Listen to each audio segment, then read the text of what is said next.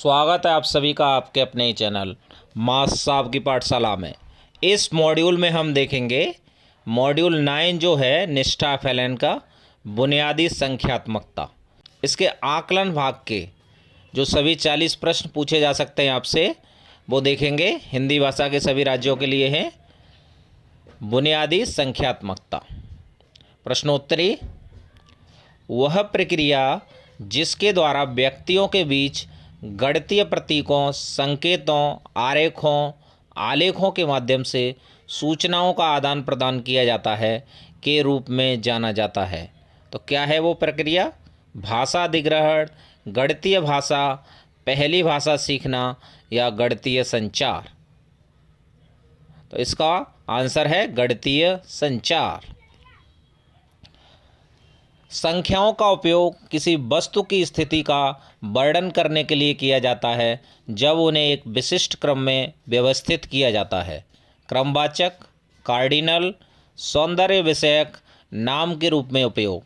तो इसमें सही है क्रमवाचक, पहला ऑप्शन सही है। सीमा के पास 12 गुलाब हैं, सिफा के पास 15 गुलाब हैं, किसके पास ज़्यादा हैं और कितने से?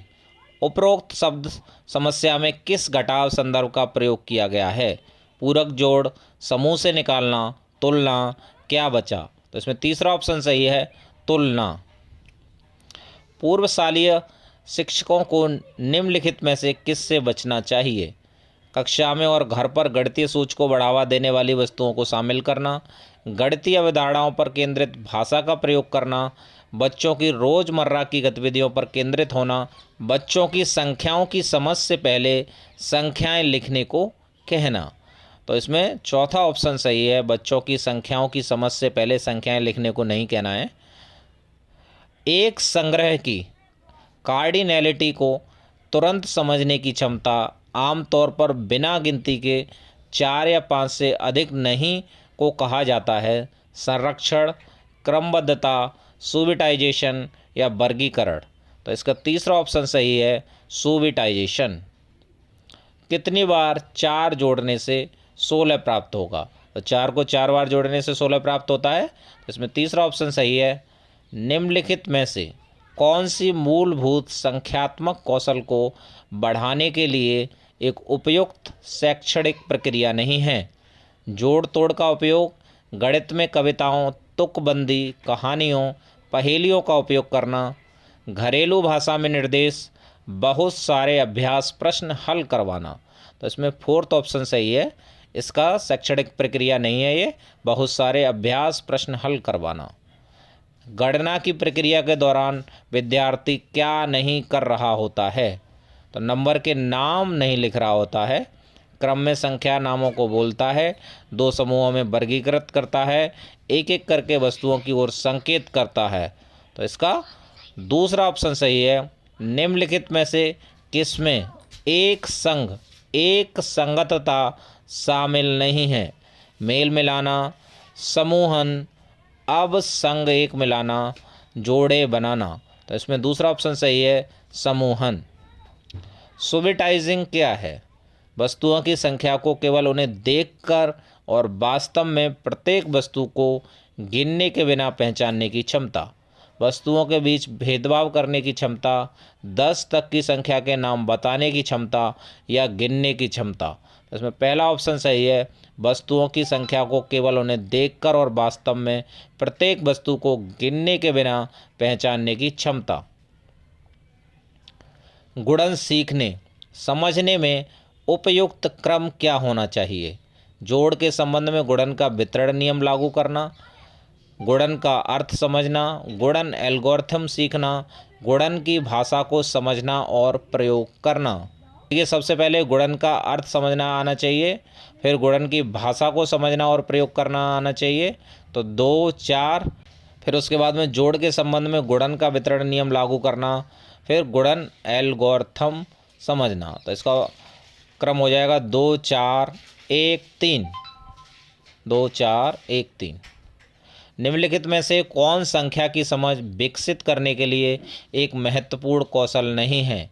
संख्या नामों का बोलना, से बड़ी से छोटी जैसी संख्याओं की तुलना, दैनिक जीवन के कार्यों में संक्रियाओं का अनुप्रयोग, मूल संचालन जैसे जोड़ घटाव। संख्या नामों को बोलना नहीं है, पहला ऑप्शन सही है। निम्नलिखित में से किसमें दिए गए नियम के अनुसार वस्तुओं के संग्रहों का क्रम शामिल नहीं है? पैटर्निंग, वर्गीकरण, व्यवस्था, श्रृंखला। तो वर्गीकरण में नहीं है, तो दूसरा ऑप्शन सही है इसका। यदि छात्र विभिन्न त्रिभुजों के गुणों का नाम बता सकते हैं लेकिन अभी तक उनके बीच संबंध नहीं देख पा रहे हैं, तो वो वैन हील ज्यामितीय सोच मॉडल के किस चरण में हैं? ये विश्लेषण चरण में है, तो इसका तीसरा ऑप्शन सही है। जिन चीज़ों में कुछ विशेषताएं समान हैं उन्हें एक साथ रखने से की क्षमता में वृद्धि होती है, तो उसमें वर्गीकरण में वृद्धि होती है। तीसरा ऑप्शन सही है। निम्नलिखित में से कौन डेटा प्रबंधन का एक घटक नहीं है? डेटा की व्याख्या, डेटा का संग्रहण, डेटा का निर्माण या डेटा का प्रतिनिधित्व। तो डेटा का निर्माण नहीं है, तो इसमें तीसरा ऑप्शन सही है। निम्नलिखित में से कौन सा परिदृश्य जोड़ और घटाव से संबंधित शब्द समस्याओं में शामिल नहीं है? वस्तुओं का वर्गीकरण, समान मात्रा में वृद्धि या कमी, समूहों की तुलना, दो या दो से अधिक समूहों का संयोजन। तो इसमें वस्तुओं का वर्गीकरण नहीं है, तो इसमें पहला ऑप्शन सही है। वस्तुओं को वर्गीकृत करने के लिए आवश्यकता है। वस्तुओं के नाम का पाठ करें, वस्तुओं के नाम जानें, आकृतियों के नाम पढ़ें, वस्तुओं को उनकी विशेषताओं से पहचानें। तो इसमें फोर्थ ऑप्शन सही है, वस्तुओं को उनकी विशेषताओं से पहचानें। कब कहा जाता है कि एक बच्चे ने आकार और स्थान की समझ हासिल नहीं की है? जब बच्चा किसी वस्तु और उसके आकार के बीच संबंध की खोज और संचार करता है, जब बच्चा स्थान और आकृतियों का वर्णन करने के लिए अपनी शब्दावली का उपयोग करता है, जब बच्चा बिना समझे घन, घनाभ, गोला आदि आकृतियों के नाम रटता है, जब बच्चा पर्यावरण में वस्तुओं और उनकी ज्यामितीय विशेषताओं को देखता है। तो इसमें तीसरा ऑप्शन सही है, जब बच्चा बिना समझे घन, घनाभ, गोला आदि आकृतियों के नाम रटता है। निम्नलिखित में से कौन सा सत्य नहीं है? सभी आयत समानांतर होते हैं, चतुर्भुज हैं। सभी वर्ग समानांतर होते हैं और चतुर्भुज हैं।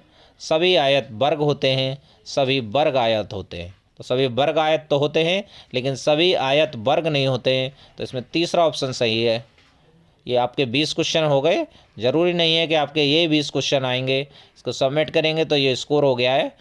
अब हम और 20 क्वेश्चन देखेंगे, इनमें से आपके कुछ क्वेश्चन और मिलेंगे, पहले वाले 20 में से कुछ मिलेंगे, तो टोटल आपको 20 प्रश्न मिल जाएंगे।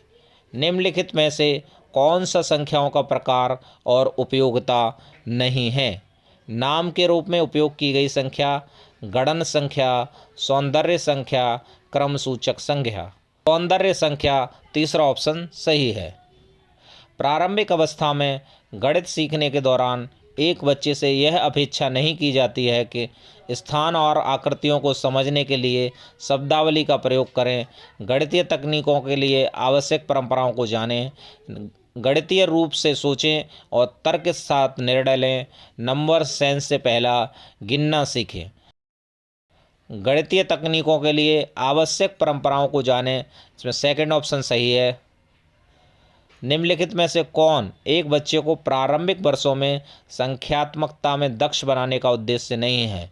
यह उन्हें तेजी से गणना करने में मदद करता है, या दैनिक जीवन में तार्किक सोच और तर्क को विकसित करने में मदद करता है, या बाद के चरणों में सीखने के परिणामों को प्राप्त करने में मदद करता है, ये उन्हें संख्याओं के साथ कार्य करने में मदद करता है, तेजी से गणना करने में मदद करता है।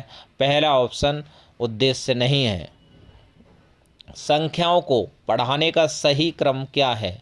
गणना के अवसर, अंक लिखना, अंक पढ़ना, संख्या बोध विकसित करना। तो इसमें सबसे पहले गणना के अवसर, फिर संख्या बोध विकसित करना, फिर अंक पढ़ना, फिर अंत में आएगा अंक लिखना। तो 1 4 3 2, तो इसका फोर्थ ऑप्शन सही है, 1 4 3 2। वस्तुओं के समूह के आकार को मापने और संप्रेषित करने के लिए निम्नलिखित में से किसका उपयोग किया जाता है? नाम मात्र संख्या, उपरोक्त सभी, कार्डिनल संख्या, क्रमसूचक संख्या। तो इसमें तीसरा ऑप्शन सही है, कार्डिनल संख्या। निम्नलिखित में से किसमें एक संग एक संगतता शामिल नहीं है? तो एक संग, एक मिलाना, जोड़े बनाना, समूहन, मेल मिलाना। तो इसमें तीसरा ऑप्शन सही है, समूहन। अंक क्या होते हैं? संख्या के नाम, संख्याओं का आकार, संख्याओं का मान, संख्याओं के लिए प्रतीक। तो अंक संख्याओं के लिए प्रतीक होते हैं। इसमें फोर्थ ऑप्शन सही है। निम्नलिखित में से कौन सा युग्म एक दूसरे के पूरक नहीं है? घटाओ और गुणा, जोड़ और गुणा, जोड़ और घटाओ, गुणा और भाग। तो इसमें घटाओ और गुणा नहीं है, पहला ऑप्शन सही है। वस्तुओं के मिलान या जोड़ी बनाने की गतिविधियां किस पूर्व संख्या कौशल के विकास में मदद करेंगे? गिनती, वर्गीकरण, क्रमबद्धता और प्रत्येक से अलग पत्ताचार। तो इसमें वर्गीकरण के में मदद करेंगी, तो आपका सेकंड ऑप्शन सही है। बैन हील के ज्यामितीय विचारों के स्तर के अनुसार दूसरा स्तर है दृढ़ता, विजुअलाइजेशन, अनौपचारिक परिणाम और अमूर्तीकरण। इसमें चौथा ऑप्शन सही है, अमूर्तीकरण। शून्य की अवधारणा को निम्नलिखित में से किस संक्रिया के माध्यम से सर्वोत्तम रूप से प्रस्तुत किया जा सकता है? तो योग, घटाव, गुणा या विभाजन। तो घटाव द्वारा प्रस्तुत किया जा सकता है, तो इसका दूसरा ऑप्शन सही है। संख्याओं को सीखने से पहले एक बच्चे को वस्तुओं को क्रमबद्ध करने में सक्षम होना चाहिए, क्योंकि क्रम गणना से संबंधित नहीं है, संख्याओं को क्रम में रखने या क्रम में रखने से संबंधित नहीं है, संख्याओं पर संक्रियाओं के लिए आवश्यक है संख्या नामों का पाठ करने के बारे में। ऑप्शन सही है, संख्याओं को क्रम में रखने या क्रम में रखने से संबंधित।